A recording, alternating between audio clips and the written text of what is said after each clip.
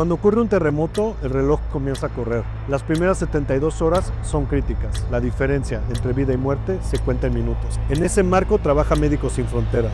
Te lo explico en 60 segundos. Antes de que comience la crisis, ya tenemos equipos entrenados, listas de verificación y almacenes logísticos que pueden llegar a enviar hasta toneladas de suministros de sobrevivencia en pocas horas. Nos movemos rápido porque el tiempo salva vidas. Hace 40 años, MSF apoyó en la respuesta del terremoto del 85. Luego, en 2017, brindamos atención médica, psicológica y kits de supervivencia donde más se necesitaba. En Siria y Turquía, movilizamos en pocas horas más de 30 toneladas de ayuda humanitaria y apoyo psicológico, entre otras cosas. Y hace poco en Myanmar, movilizamos clínicas móviles en zonas de muy difícil acceso. Respondemos donde las estructuras colapsan, donde las personas lo han perdido todo, donde lo urgente no puede esperar. Llegamos siempre donde más se nos necesita. Soy Sergio Pérez Gavilán y esto fue MSF en 60 segundos.